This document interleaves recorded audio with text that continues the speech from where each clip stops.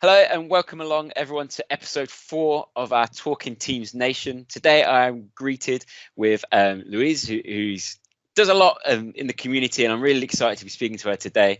So Luise, do you want to give us a little bit of info about yourself, what you do, where you're from, and such? Okay, hey, hello, and thank you for having me here. So I'm Luise, I'm from Germany. I work as an M365 consultant. I mostly work with Power Platform these days. I love community. It just like gives me so much joy to help others, to inspire others, to share my knowledge, to ask a lot of questions, and just like to be around people who are like-minded. Awesome stuff. I've been following you on social media for quite some years now, but even before I got involved in the MVP thing, you were someone that popped up on Twitter, and I remember following you in the early days. You used to do a lot of traveling. This is pre-COVID. You used to do a lot of traveling, and talks and things like that. So, do you want to give us a little bit of more information around what it is you've been doing in the community over the years? Yeah, so these days I am a member of the Microsoft 365 P&P team, which coordinates all the open source goodness and initiatives that somehow are Microsoft associated by run by the community. And I do take care of just like having good relationships with all developers around the globe and trying to get their samples and their blog posts and their knowledge and trying to coordinate this. And of course, I build stuff on my own. So I run a project together with my dear colleague Carmen, who is an MVP now as well. And we made an application which is called Provision Genie, and it is a provisioning engine for Microsoft Teams. It's open source. It uses the latest tech stack that you can imagine, and we're pretty proud about it. And of course, a lot of time and energy and just like coffee consumption is is used for that as well. And beside of that, I love blogging. I love public speaking as well. And yeah, just like be around people, build stuff, and listen to angry music while doing so. Really angry music. So that seems a common theme when I'm speaking to people from the MVP community, is that angry music. So yeah, it's I think this does not only apply to MVPs, but it's just like, so yeah, can you just like let me build stuff and leave me in peace? So I love to be surrounded by people. Don't get me wrong, I get a lot of energy from that, but I'm kind of an ambivert as well. So I do enjoy sitting at home, just like immersing myself and being in that zone, you know. So when you're in the zone and you build something, and from that I gain energy as well. And then I love to talk about the things that I discovered, or just like the challenges that I needed to face, and then somehow I was able to solve the things. So then it's public speaking again, and then this is just kind of a very, very nice circle to be in, just like yeah, immersing myself, being at home, listening to angry music, and after that, public speaking and sharing the knowledge and gaining feedback again, and then of course improving. So it is nice to iterate over that. Amazing. So it's great to hear that full circle of the way it goes around. So that's brilliant. I mean, how long have you been public speaking for, and how did you first get into public speaking? Well, when was it the first time? I think it was in 2018. So it's not too long ago, but you know, so because of pandemic, my feeling about time is just like totally out of order. So when I talk about last year, this is 2019 still. We don't class the last 2 years. So I can't really compute that. So technically I know, but somehow I don't. So this is like last year than the year before. So for me, it's not a long time. But of course, when I look into my contributions and see this very, very long list of things that I did, then I realize it is actually a long time, because it was very intense for me, because I condensed a lot into just like not so many years. So but yeah, so, and how did I get into this? I think someone asked me to speak about something that I was good at, and then I got used to it, and then I liked it that I could just like interact with an audience, and they would be asking questions, and I could see feedback or smiling faces, or even if someone just like disagrees, but it's just like So this feeling of being in a room with people, that was just like super amazing for me. And I like to see those light bulbs just like Yeah. lighting up over people's heads, and they're just like, oh, this is how it works. How cool is that? And this gives me a lot of energy. Oh, amazing. So you're getting energy off people learning Yeah, and yeah, you yeah. sharing your experiences and knowledge. Yes, Brilliant. yes, yes, indeed. So Brilliant. it's amazing. I remember a few years ago you did have, was it a sticker shop online, didn't you?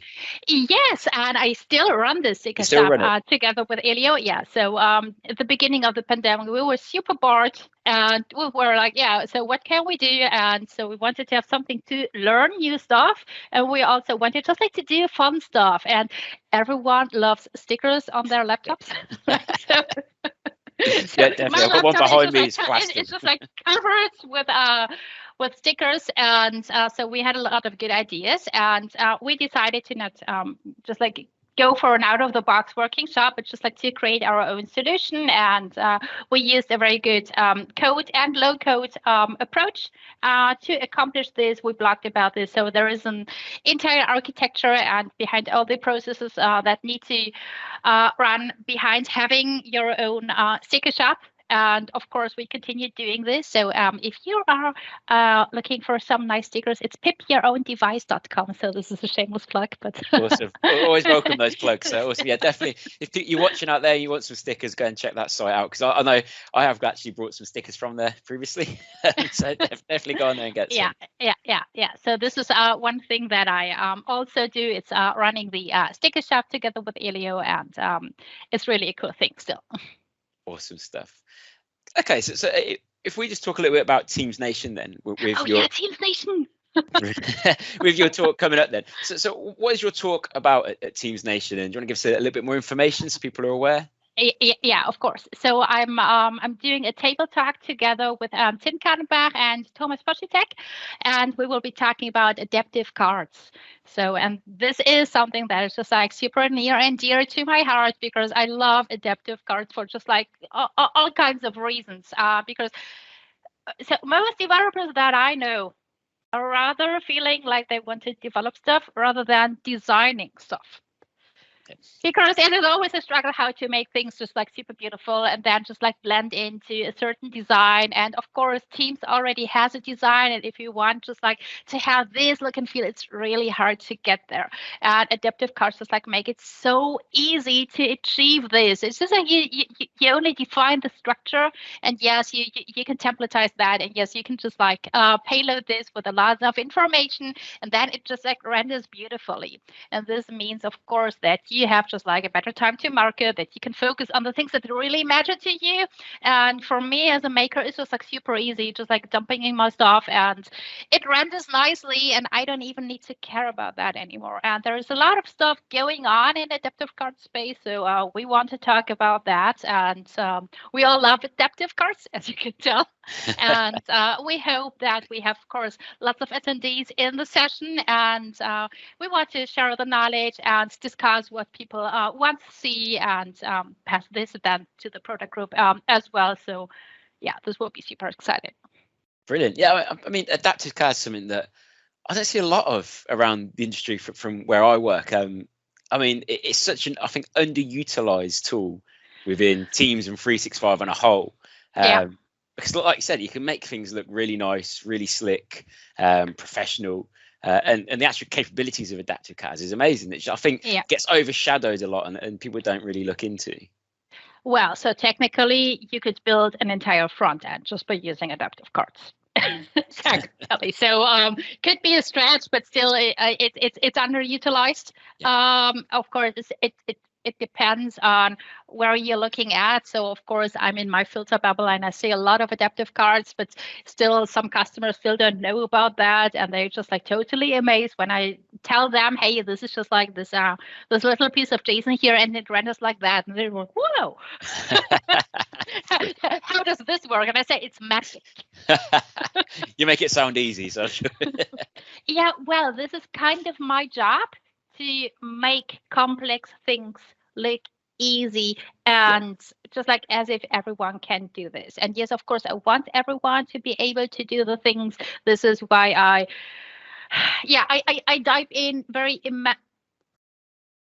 very intensely into stuff and figure out all the nitty gritty bits and just like all the stuff that you do not really want to know. And then I just like make it easy for everyone to consume and make it digestible so that everyone's just like, ah. And then, of course, I hope that I will drive adoption.